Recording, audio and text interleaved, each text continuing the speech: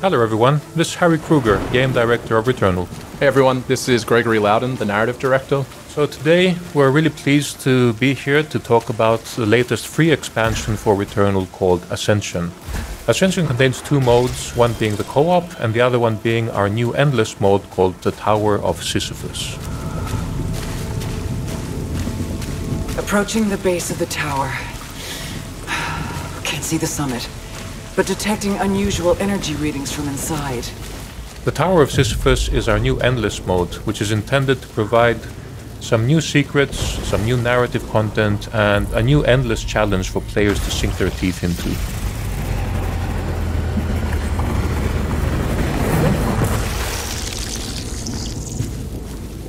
As you can see, the tower has its own look and design as you climb up it, but as you'll see in the video, it changes quite rapidly too.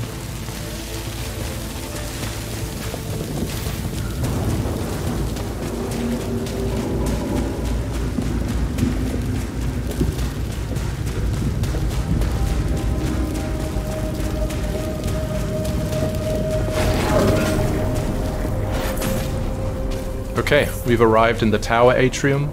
This is a place that you'll slowly see unlocks as you go through, cycle by cycle and climb by climb. It's where we deliver some story. And what you're seeing right now is basically connected to where Celine is in the story. So if you play this and you've finished Returnal, Celine will react a bit differently in subtle ways. So this is still quite early on in Celine's journey on Atropos.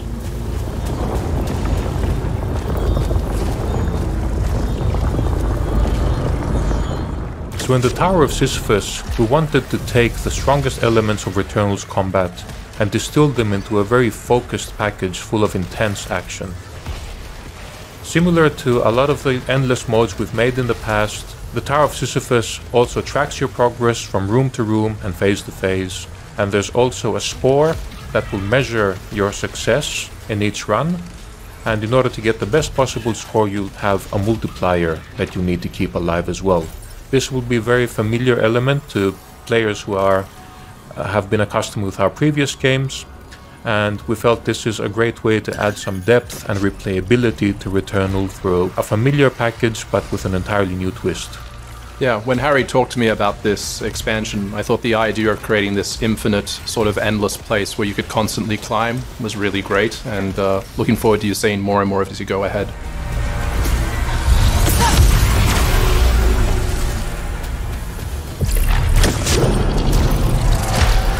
Yeah, in terms of combat, you will have, of course, some moments of respite as well. So the rooms and the progression through the tower will be, of course, procedurally generated, or each run is guaranteed to be unique. And you will find different treasure rooms, different surprises, a lot of secrets, and a lot of different scenarios that will challenge you and give you different types of rewards.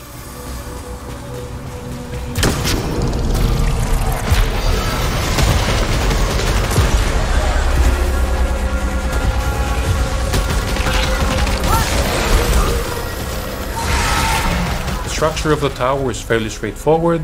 You advance to a new room, you have to dispatch the collection of enemies that appear, and once that's done, you have an opportunity to go to the translocator for the next level as fast as possible. Doing so will give you a significant bonus to your obolites and to your score multiplier. Yeah, as you could see, if you got there in time, whilst the translocator was glowing with obolites, you would have gotten a bonus. Oh, what happened here? Yeah, so that's an entirely new enemy that we have there as well. So if you do actually manage to chase that guy down and destroy it in time, it will open a portal to these bonus rooms. However, these rooms may have their own surprises. They won't always be favorable for the player, so there's a little bit of this risk-reward element associated with making that decision.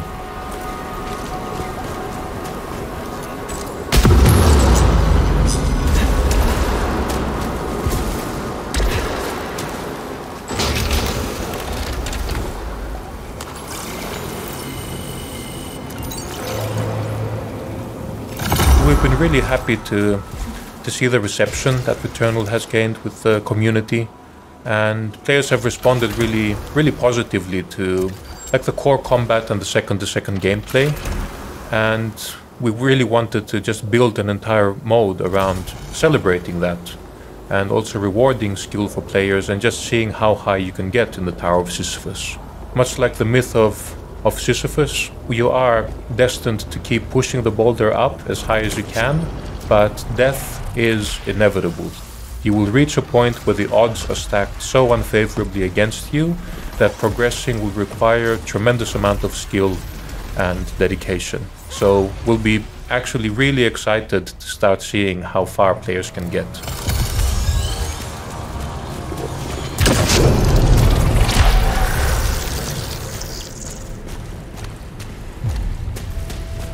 Here we're introducing a new weapon called the Disgorger. This is one of the many super weapons that you will find. And these act a little bit differently to your usual weapons in the sense that you have very limited use of them as consumables. And these will unleash tremendous firepower that can make a big difference in life or death situations. So collecting these and unleashing them in strategic moments can actually be a really big benefit for players who want to get as far as possible in the tower. It's also a cosmic, organic sort of weapon. As you can see, this is the Blightwave Disgorger, and it has and unleashes a massive amount of force and attack. But as Harry said, you need to choose wisely when to use it.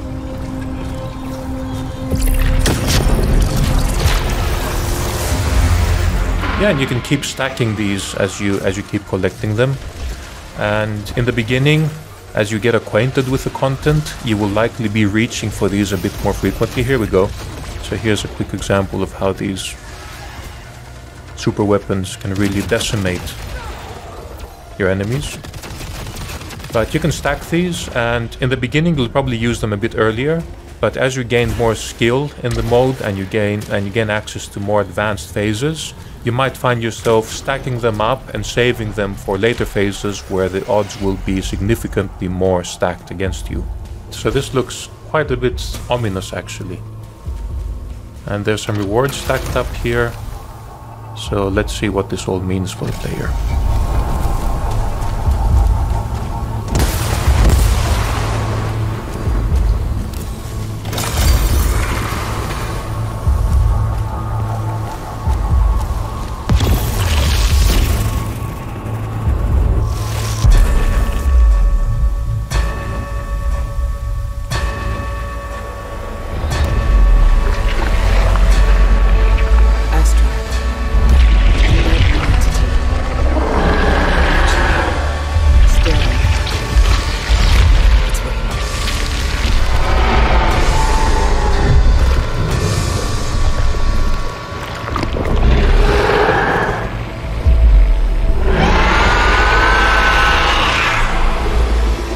Okay, here we go.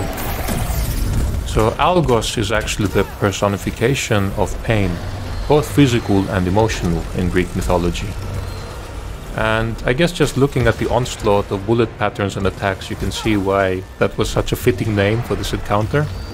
It was also a place for our VFX team, as you can see, to go wild with our tentacle technology and do something pretty special and completely simulated.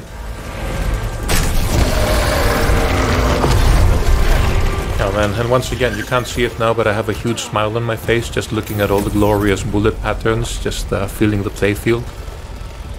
So aside from, of course, the engaging challenge that they provide, I think they do create their own unique aesthetic that we're quite proud of being a central part of Returnal's unique identity.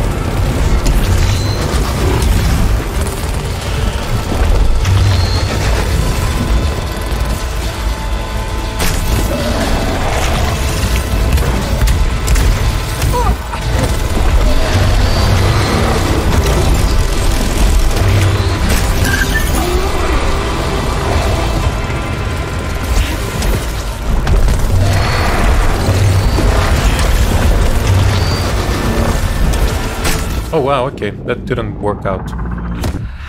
But yeah, one key difference with the main game is that here, when you actually die, you will resurrect inside the tower. This was designed so that you will have the lowest possible barrier of re-entry to keep trying to get higher and higher in the Tower of Sisyphus. There on the right you could see the device. You can access that at any time to actually check out the leaderboards, which is where you can see your highest score and compete against friends and foes for the highest possible ranking. In Returnal, we had the house. In Tower of Sisyphus, we have a new space Celine can uncover by using the bed here in the atrium. Let's see what happens.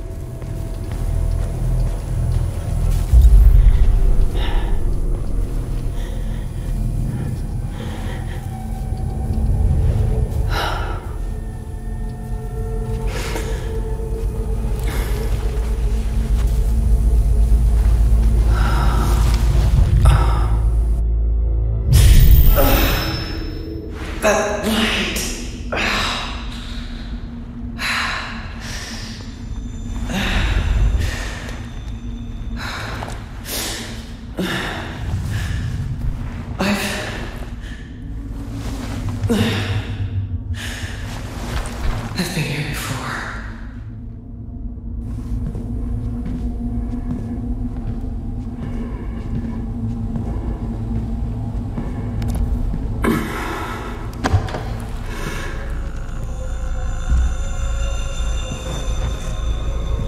This corridor. I know this too.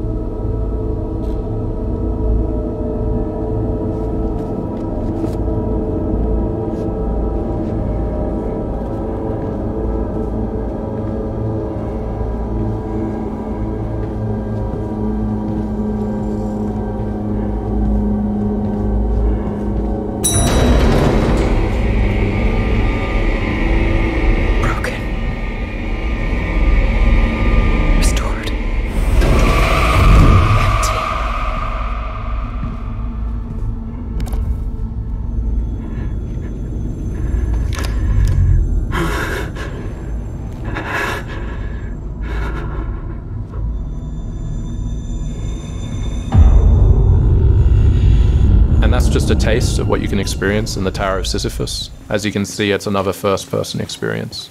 Unlike the house, though, you can return to the hospital once it is available and re-examine things and try to find the secrets within. We're just gonna jump ahead to show you a little bit of phase 2 as well. So this will happen after you've vanquished Algos.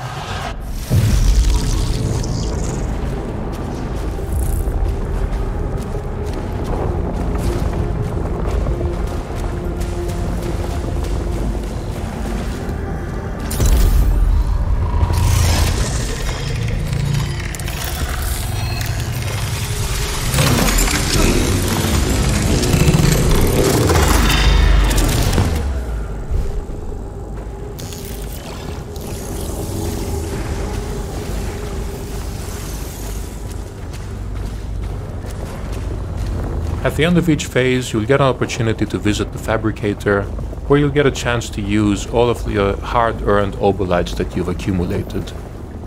Here, as you're familiar with, you'll be able to purchase a variety of different items that will help you ascend higher into the tower.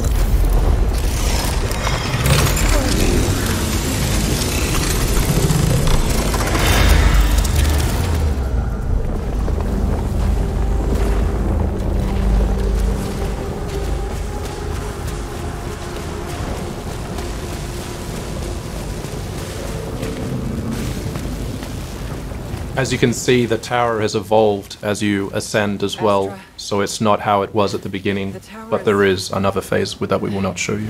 Is this still the tower?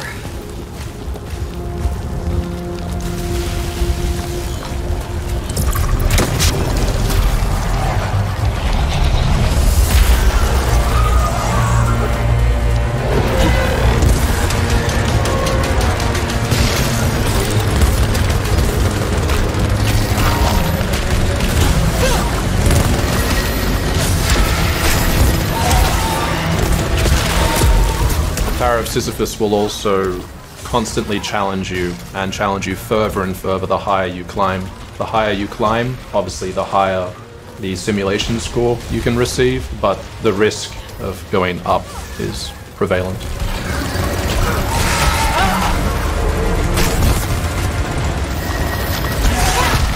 So the key to getting the best possible score is of course keeping your multiplier up. As you can see on the right now, when you're not actually engaging in combat, after a while the multiplier will start to deplete.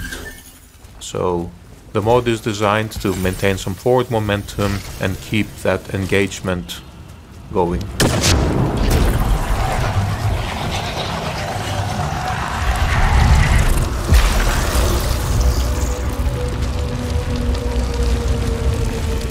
One of the new encounters that you'll have in the Tower of Sisyphus are these rooms where you will have these pre-charged fabricators where you have to choose one out of two options. Any one you choose, the other one will disappear. So you'll have to choose wisely and make sure that they are helping your strategy in getting farther into the mode. Now we picked up a parasite and the other one disappeared. And there's actually a new type of parasite as well to be discovered if you play into the heights of the tower. The tower also features a lot of different hostiles that you would have encountered across Atropos. Be prepared for that as well. Yeah, in some ways it's kind of like a greatest hits remix, right? So they identified what were the strongest combat scenarios in the main game with a lot of the varied enemies that we have across all of our biomes. And here in the Tower of Sisyphus you'll get to encounter them all in entirely new configurations and some increasingly challenging scenarios. And also expect Algos to be haunting you throughout your ascent. Yeah, that guy just doesn't give up.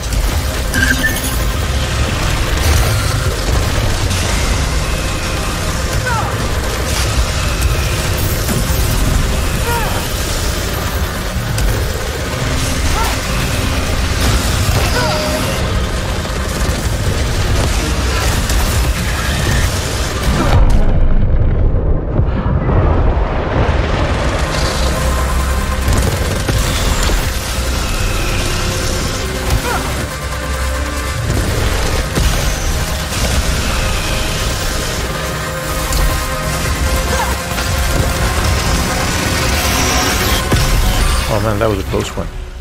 We hope you enjoyed this short sneak peek into our latest expansion called Returnal Ascension. We really look forward to seeing how this resonates with players ahead. Thank you everyone. Thanks for watching everyone. Enjoy.